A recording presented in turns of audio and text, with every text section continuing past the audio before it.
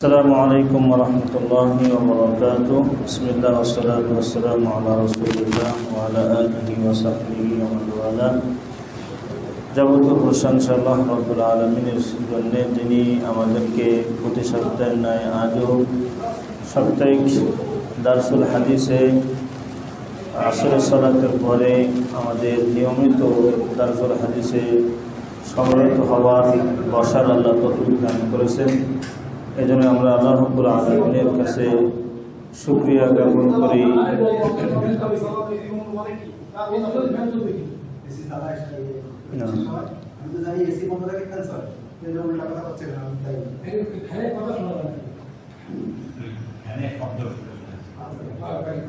সালাত ও সালাম আমাদের প্রিয় নবী মুহাম্মদ রাসূলুল্লাহ সাল্লাল্লাহু আলাইহি ওয়াসাল্লামের উপর।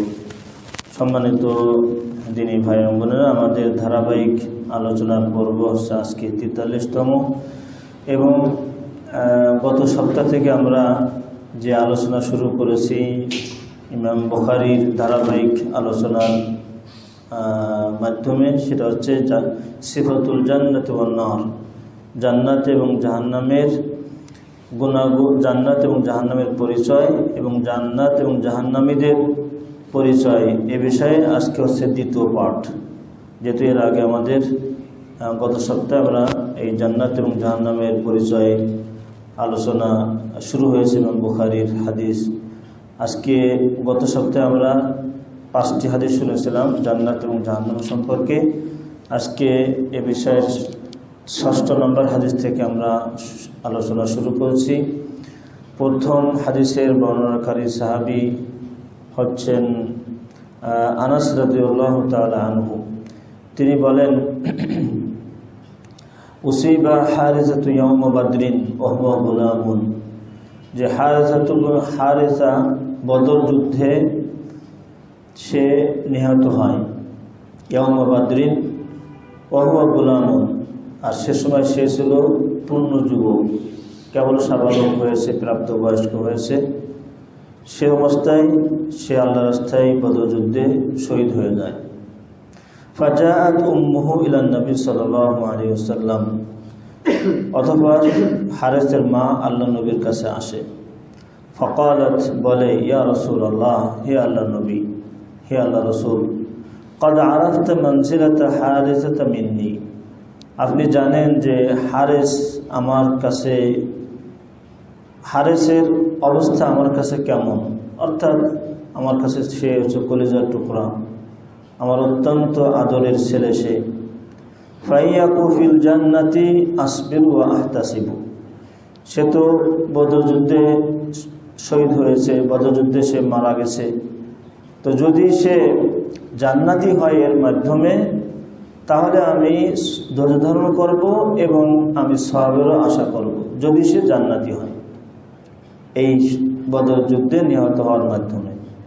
ওয়াইয়াকুল উখরা, আর যদি সেটা না হয়, তারা মা আসনাও, তাহলে আপনি দেখবেন যে আমি কি করি।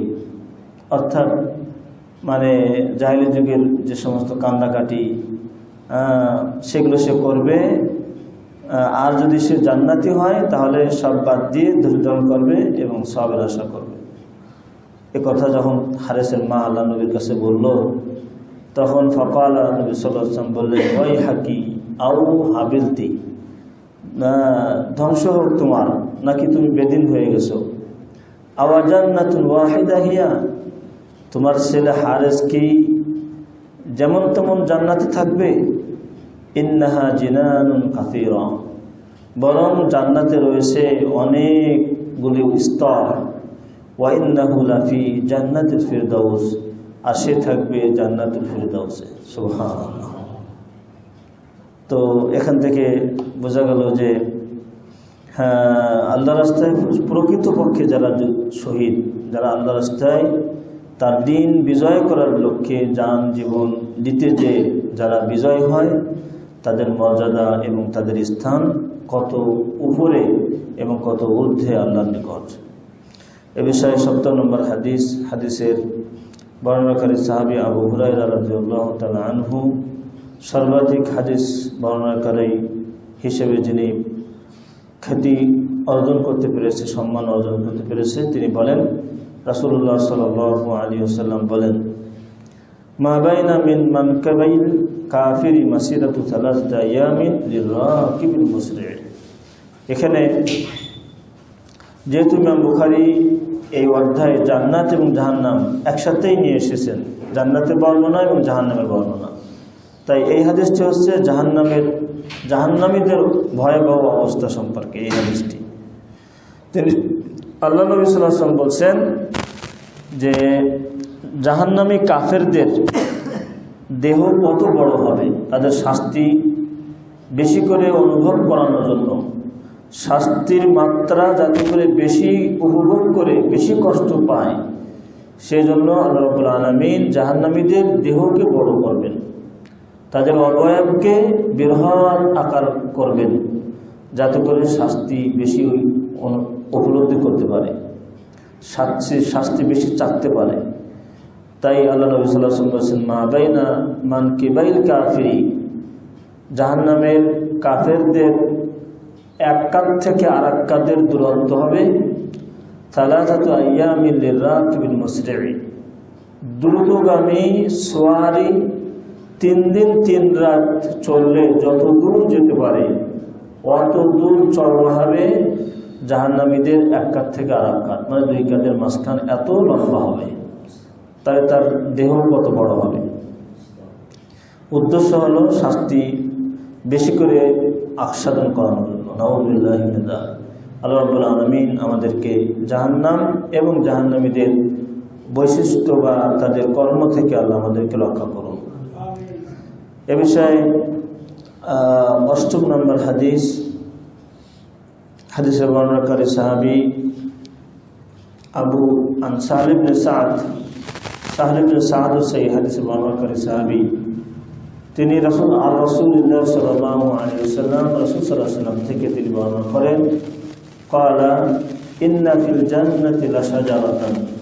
এই হাদিস আবার জান্নাত সম্পর্কে বললাম না যে ইমাম বুখারী জান্নাত জাহান্নামের আলোচনা একসাথে নিয়ে এসেছেন, এজন্য কোন হাদিস জান্নাত সম্পর্কে, কোন হাদিস জাহান্নাম সম্পর্কে।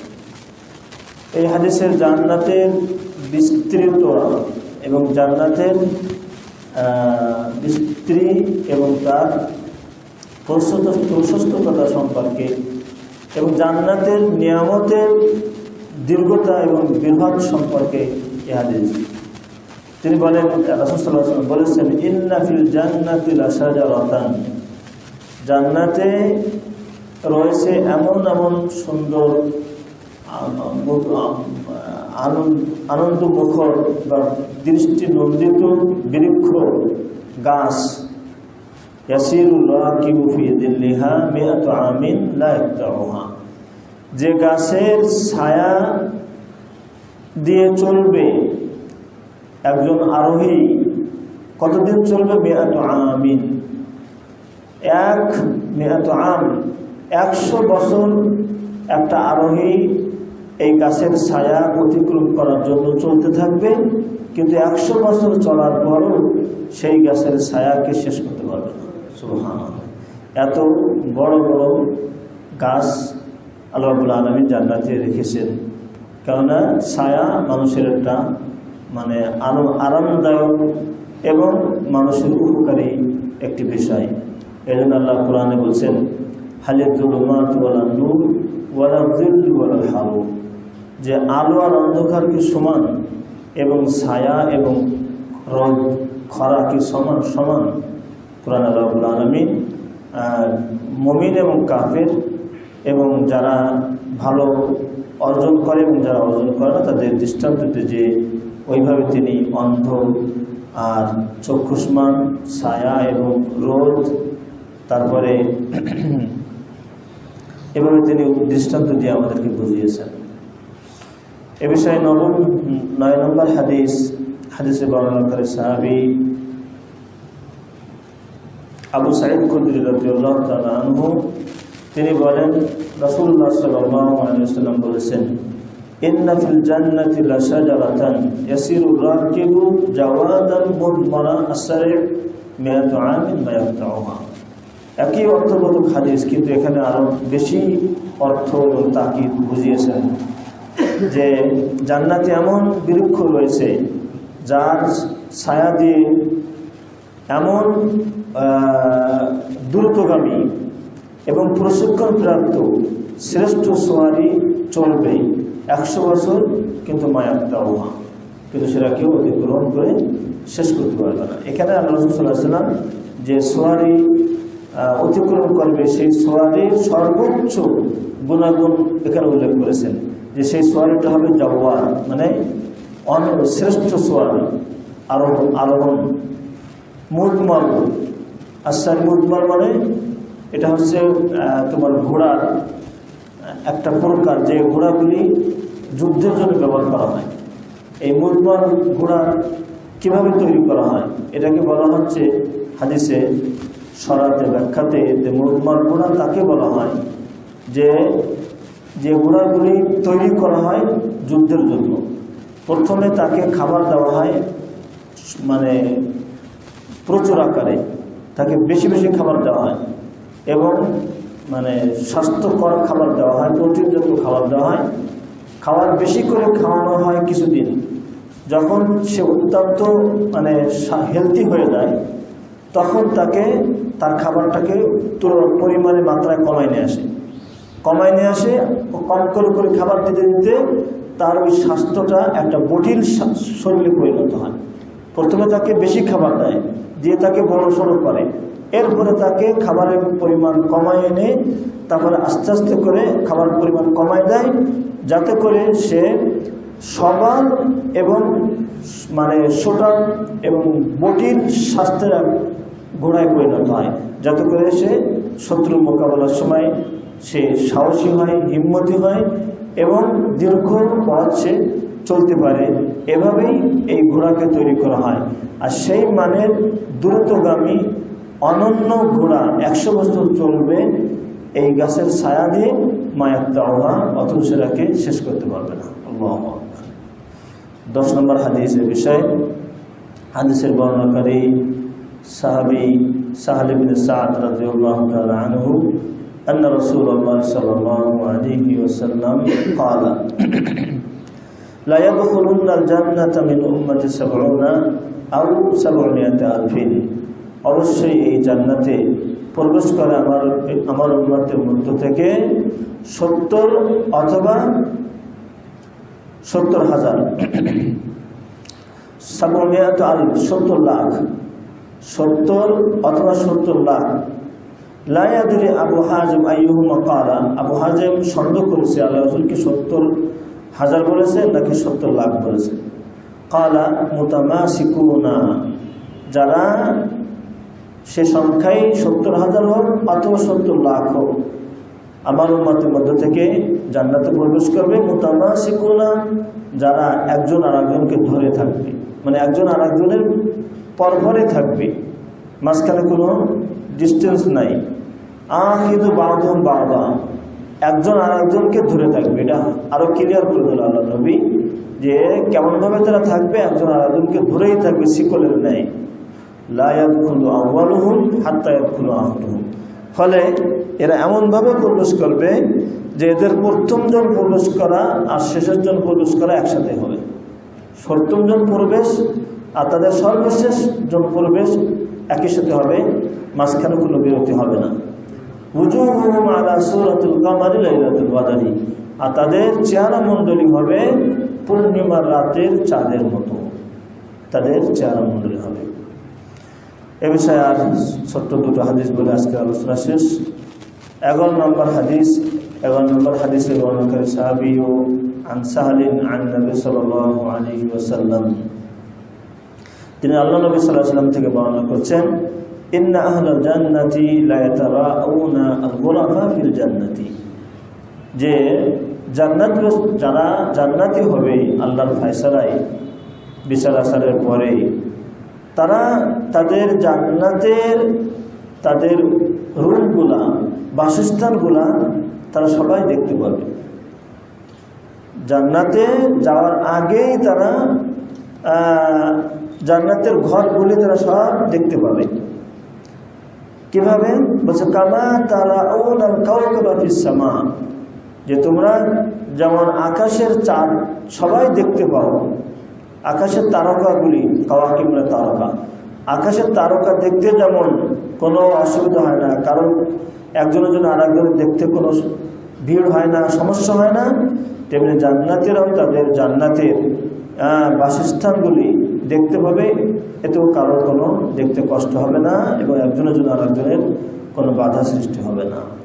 সর্বশেষ হাদিস এই বিষয়ে, এটাও এই বিষয়ের হাদিস। রাসূল সাল্লাল্লাহু আলাইহি ওয়াসাল্লাম বলছেন যে কামা তারাউন আল কাওকাবা আল গারিবা ফিল উফুকিশ শারকি ওয়াল গারবি, যে 12 নম্বর হাদিস, 13 নম্বর হাদিস বলে শেষ করছে। হাদিসটা অনেক সুন্দর, যেহেতু 12 নম্বরটা আর 11 নম্বর হাদিসের অর্থ একই, এই জন্য 13 নম্বর হাদিসের মাধ্যমে আজকে শেষ করি। এই হাদিসে বর্ণনাকারী সাহাবী আনাস বিন মালিক রাদিয়াল্লাহু তাআলা আনহু আন নবী সাল্লাল্লাহু আলাইহি ওয়াসাল্লাম, রাসূল সাল্লাল্লাহু আলাইহি ওয়াসাল্লাম থেকে তিনি বর্ণনা করেন, قال يقول الله تعالى لأهون أهل النار عذاب يوم القيامة। এটা হলো জাহান্নাম সম্পর্কে হাদিস। যে আল্লাহ রাব্বুল আলামিন বলবেন কিয়ামতের দিন সবথেকে হালকা শাস্তি যে পাবে জাহান্নামে, তাকে আল্লাহ রাব্বুল আলামিন বলবেন সবথেকে কম শাস্তি, জাহান্নামীদের মাঝে সবথেকে হালকা কম শাস্তি যাকে দেওয়া হবে তাকে আল্লাহ রাব্বুল আলামিন বলবেন, লাউ আন্না লাকা মা ফিল আরদি মিন শাইইন আকুনতা তাফতাদি বিহি, হে বান্দা জাহান্নামী, যদি তোমার পৃথিবীতে সব কিছু যদি তোমাকে মালিক করে দেওয়া হয়, পৃথিবী ভরপুর সয় সম্পত্তি, মালামাল, টাকা পয়সা, সোনা দানা, সব কিছু যদি তোমাকে মালিক বানিয়ে দেওয়া হয়, আকুনতা তাফতাদি বিহি, তুমি কি সব কিছু দিয়ে আজকের এই শাস্তি থেকে মুক্তি চাইবে? ফায়াকুলু না, তখন ওই সব থেকে কোন শাস্তিপ্রাপ্ত জাহান্নামী বলবে যে হ্যাঁ, অবশ্যই অবশ্যই আমি সব কিছুর বিনিময়ে আমি এই আযাব থেকে রক্ষা চাই। ফায়াকুলু, তখন আল্লাহ রাব্বুল আলামিন তাকে বলবে, আরাদতু মিনকা আহওয়ানা মিন হাদা, আমি তো তোমার কাছ থেকে এর থেকে অনেক হালকা জিনিস তোমার কাছে চেয়েছিলাম, একেবারে ছোট জিনিস তোমার কাছে এর থেকে চেয়েছিলাম। ওয়া আনতা ফি সুলবি আদম, যে সময় তুমি আদমের পৃষ্ঠদেশে ছিলে, আল্লাহ তুশরিক বি শাইআ, চেয়েছিলাম যে তুমি আমার সাথে কাউকে শিরিক করো না, অংশীদার করো না। ফা আবাইতা ইল্লা আন তুশরিকা বি, কিন্তু তুমি সেই কথাটাই রাখতে পারো নাই, তুমি আমার সাথে অন্যকে শিরিক করে ফেলেছো।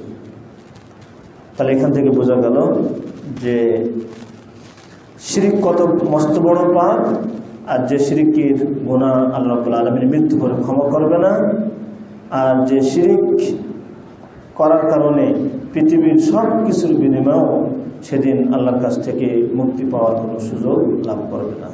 আল্লাহ সুবহানাহু ওয়া তাআলা আমাদের সকলকে জান্নাতে যাওয়ার এবং জান্নাতীদের গুনাহগুলো আমাদের সবার মাঝে প্রতিফলন করার আল্লাহ আমাদের তৌফিক দান করুন, এবং জাহান্নাম থেকে এবং জাহান্নামীদের গুনাহগুলো, অপকর্ম এবং খারাপ চরিত্র বৈশিষ্ট্য থেকে আল্লাহ আমাদেরকে দূরে থাকার তৌফিক দান করুন। আমিন। হাদা সাল্লাল্লাহু আলাইহি ওয়া সাল্লাম মুহাম্মদ ওয়া আলিহি ওয়া সাহবিহি আজমাইন। সুবহানাল্লাহ।